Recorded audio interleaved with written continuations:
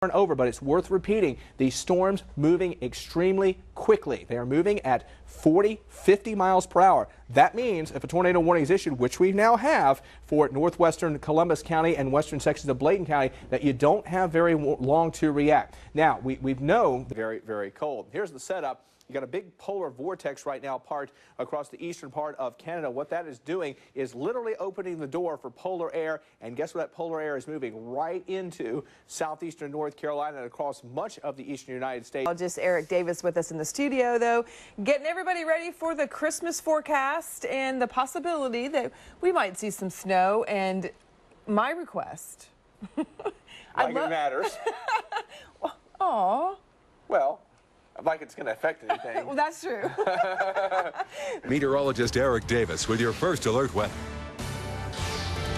Welcome back. It certainly doesn't take a meteorologist to tell you that it's been very hot and very dry across southeastern North Carolina. Yes, there have been a few exceptions. There was one isolated shower overnight in Bladen County. A few lucky folks seeing a little bit of rain, but by and large, 95% of it staying rain-free, and that's probably how it's going to be for the rest of tonight. And this is a picture. The old saying, the picture tells 1,000 words. Well, this is the picture across a large chunk of southeastern North Carolina. I want to thank Candy Sapp from Charlotte for sending this picture in tonight. Wash me. We need rain. We're waiting for rain. I think we all are waiting for some significant rain, but at this point, unless you get extremely lucky, unless you get one of those maybe 1 in 20 chances of some showers and thunderstorms, it looks like most of us are going to stay dry through the weekend, but there may be at least some hope that as we head towards next week, there may be at least better chances of some isolated showers and thunderstorms. At least it's a little bit breezy right now, even though it is very hot currently at the airport. Southwest wind at 16 miles per hour. You can see it is blowing the First Alert battleship camera around. 89 is the current temperature. Humidity levels not as bad as they could be, but the temperature certainly got very warm. 93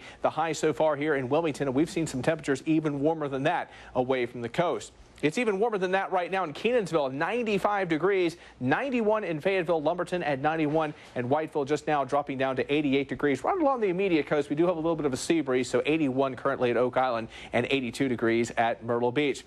Yep, we're starting to get that time of the year. We have to start talking about the heat index value. That's the combination of the heat and the humidity. Feels like it's still 93 in Wilmington, which was our high for the day, 92 in Jacksonville, and even some mid-90s showing up on the map. We did see some heat index values at times approaching 100 degrees, and we're probably going to see that tomorrow. I do think tomorrow will be subtly different in the fact that the temperatures may be just a touch cooler tomorrow, but the humidity levels are going to be on the rise. So I think the heat index values tomorrow just as warm as what they were today.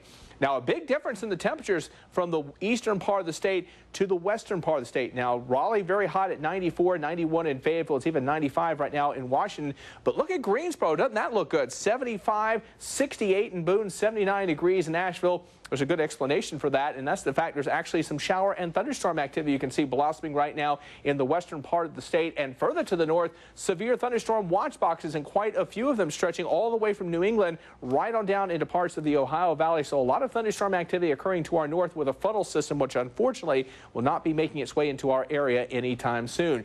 We remain under the grips of this big H off your screen, high pressure ridge, ridging its way into eastern and central North Carolina, keeping us hot and dry, putting a lid on the atmosphere, preventing showers and thunderstorms from developing. But back towards the west and back towards our north, a very active weather pattern.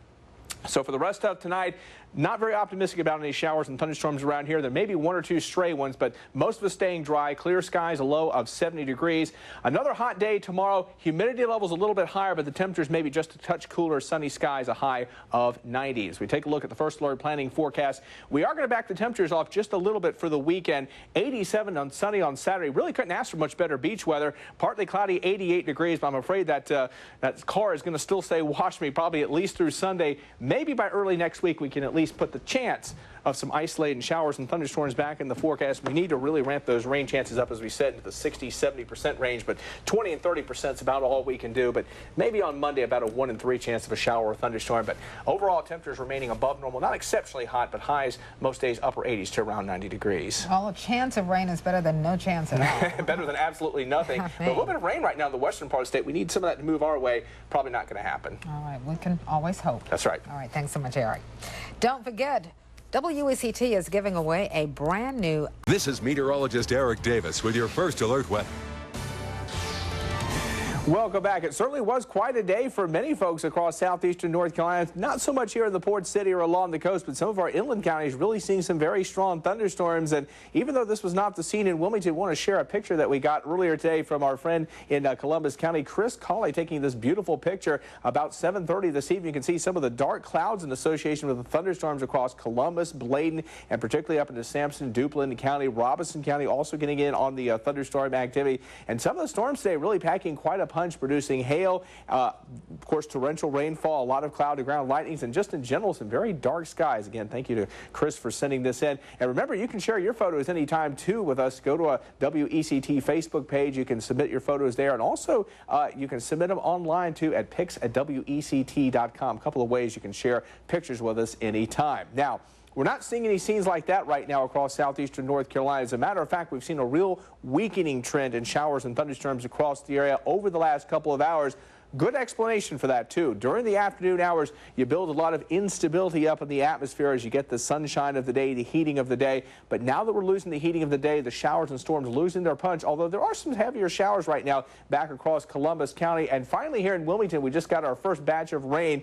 Not very much rain. We're only talking about 4 or 5 1/100ths of an inch, and some of that rain now shifting northward into Pender County and Onslow County, where you are now seeing your first rains of the day so far. But the general weather picture is this. We had a southerly flow in the atmosphere today, helping to destabilize the atmosphere along with some sunshine. Meanwhile, a frontal system making its way into the western sections of North Carolina and also an area of low pressure, which is spinning its way across the Ohio Valley. And, of course, remember, around an area of low pressure, you've got counterclockwise flow. And what that is doing is bringing upper disturbances into the area. So the combination of the heating of the day and those upper disturbances is what generated the showers and thunderstorms. But we do think by tomorrow it will be a very different weather setup. Now, some of the severe weather reports, nothing here in Wilmington, nothing in Pender County, really nothing in Onslow County, but Duplin and Sampson County, that's where you start to get some reports of hail and also some trees down, particularly over in Sampson County. We had some trees down, and around Kenansville about 4:25 this afternoon, a report of some hail about 1 inch in size. That's probably about the size of, we'll say, dime-size hail. And also in Elizabethtown, or just to the west of Elizabethtown, around Dublin, there was a report about 2:38 this afternoon of a tree down in the vicinity of Highway 41. So these are the type of storm reports that we had today, generally either trees down or some hail falling across the area. I do not expect any severe weather, though, for the rest of tonight. As we said, the atmosphere is getting more stable now. We don't expect any more severe thunderstorm warnings or watches, but this front is still back towards the west, and until it clears the area, it's going to be a little bit unsettled. Even tomorrow, we'll have to keep at least a chance of some showers in the forecast, particularly for tomorrow morning.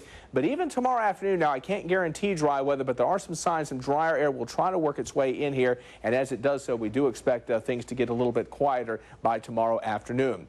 We're in the 70s right now here in Wilmington. 71 will bottom out around 66 tonight. Still some scattered showers and storms, but probably not as much in the way of severe weather. And then tomorrow, certainly some showers around during the morning. Your high temperature about 80 degrees. I do think we'll see at least a decent amount of sunshine, though, tomorrow afternoon.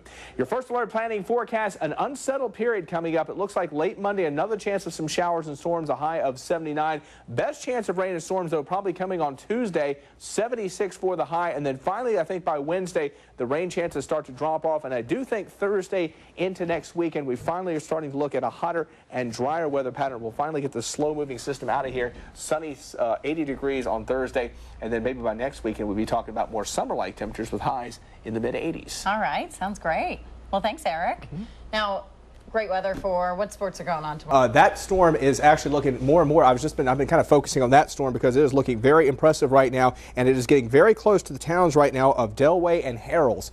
Those towns definitely very much in jeopardy. Look at that hook echo. You can see it very nicely right now showing up on the First Alert Digital Doppler. It's that gate-to-gate shear that we're talking about, and again, this classic inflow notch which we're seeing, and again the circulation center right about here, and that's going to look at that on velocity. It's really showing up very, very nicely. You've got the greens one direction for the radar, the reds the other direction for the radar. That's the gate-to-gate shear that we're talking about, and this is getting ready to cross Highway 421 right in the vicinity of Delway and Harrell. So again, this is in Sampson County that we're talking about. Very likely a tornado. It's certainly very strong indications of it on the Doppler radar. I haven't seen any confirmed reports of it on the ground, but it would not shock me at all. And again, if you are in the towns of Delaware and Harrells, you need to take cover right now because this possible tornado will be crossing right over Highway 421. And Colin, we should probably do a storm track on this particular cell because I'm really getting concerned about it because the shears are just, again, a very impressive looking storm. We've seen this quite a bit today, too many times. And again, as we said, Delaware, it's literally right on top of you. But if this circulation cell holds together, and you can see that classic hook echo, it's really showing up right now very nicely. It's going to be moving up into Duplin County, right in the vicinity of Magnolia, and possibly up around the Kenansville area and Beulaville area. Once again, probably more northern Duplin County, probably a little more in jeopardy with this particular cell. But again, southern Sampson County, and again, this one has got the potential also to cross Interstate 40 if it holds together. But very, very strong signatures with that particular cell. Waiting for that. We've seen it in Columbus and Bladen counties, and now actually some in New Hanover, Eric. That's right. First report we've seen in New Hanover County so far, but I think just about all of us are going to see some snow before all is said and done. But this is a very complicated storm because we're not only trying to figure out how much is going to fall, but we've got precipitation type issues as well because this is not going to be an all snow event. Eventually we're going to start to see freezing rain and sleet, and then probably eventually, especially near the coast, rain moving into the forecast by this afternoon. So a very complicated forecast this time around. But here's the bottom line. The Weather Service has outlined the areas in white under winter weather advisories. Those are basically the counties close to the coastline. We're probably looking at around an inch of snow, maybe less than a quarter of an inch of ice. But remember, ice is a problem in any shape or form. It will cause tremendous travel problems once we get the freezing rain and sleet. That's going to be later this morning, probably into the afternoon hours. And then you get over towards Bladen County, Sampson, over towards I-95. That's where winter storm warnings are in effect. That's the blue counties. That's where we might be talking about 3-inch plus snowfall totals, as well as more than a quarter of an inch of ice, maybe in some places up to a half-inch of ice. So you're talking 3 inches of snow, half-inch of ice. That is a serious winter storm, and probably in the counties on the fence, we'll probably be looking at somewhere in the middle, maybe around 2 inches of snow. Columbus County, maybe up into parts of Duplin County with around a quarter of an inch of ice on average. Again, these are just some estimates, but obviously the timing and the exact track of the storm will be crucial to see how much we actually see. We'll have the complete first alert forecast in a few moments. So the bulk of the storm has not arrived in this area? Absolutely not. The bulk of the storm is still yet to arrive. It's just now starting to kick into high gear, and we're going to see the icy conditions late this morning into the afternoon. This is going to be a prolonged event. Even into overnight hours inland, we're probably still going to continue to see icy conditions. So this is not over by any stretch. Okay. All right. Thanks, Eric. Strawberry Festival begins today in Chadbourne in Columbus County. Let's check back in with Eric Davis. He is live out there this morning for our weather on the 6s. Eric? Yeah, Kevin, I know we've had a lot of questions about some of the specific things going on at the Strawberry Festival, and I've got just the person to help answer those questions, and that person, Deb Wilson, who's the president of the Strawberry Festival. She's going to tell us all about the events going on this weekend. Now, of course, we all know about strawberries, Strawberry Festival, hot air balloons going on behind us, but there's a lot more to the Strawberry Festival. Why don't you tell us about some of the other big events going on this weekend? Right. Well, starting in the morning, we're registering for the antique car show and the bike show, and then we have an excellent lineup of entertainment that will start at 9:30 in the morning and run all the way through 9:30 at night. And of course, the Strawberry Festival Parade that starts at 2 o'clock. There's just really a lot of something for everybody. We'll have, I understand we're going to have lawnmower races, you know, lots of things for the kids to do, some pony rides, and the weather's going to be great. So everybody just come on out and enjoy it. We'd love to see you. And Eric, we got you all some fresh strawberries right here in Chadbourne. Fresh strawberries, gotta love that. Especially gotta love the fresh fruit, the local fruit too, with all those high prices at the grocery store. One other question here: how many balloons are we going to have out here this weekend? I think we have about 26, and there are excursion rides available. Those are by appointment, of course, and then they'll be offering tethered rides, the weather permitting. Of course, yeah. That means pressure on me. I think that's the translation. I think for the most part we're going to be ready to go, preparing for hurricane season. Meteorologist Eric Davis is going to tell us a little bit about what you can do to prepare. 10 tied 1995 and 1887 as the third most active season for tropical activity in the Atlantic on record. 5 of these storms became major hurricanes of Category 3 or higher on the Saffir-Simpson scale. Amazingly, none of the major hurricanes made landfall in the United States, and it has now been almost 6 years since a major hurricane made landfall along the coast of the U.S. If hurricane forecasters at Colorado State and NOAA are correct, 2011 could be the year our luck runs out. Most hurricane forecasters agree that both the number of named storms and hurricanes will be above normal.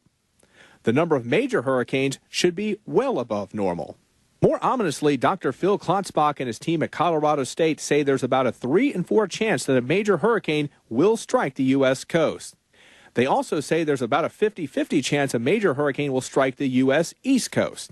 With those kind of odds, now is the time to prepare. You can start by picking up WECT's 2011 Hurricane Survival Guide. We also recommend that you start assembling your hurricane survival kit. Don't wait until a storm is on your doorstep. You may not be able to find the supplies you need to weather the storm. Eric Davis for WECT News. And with hurricane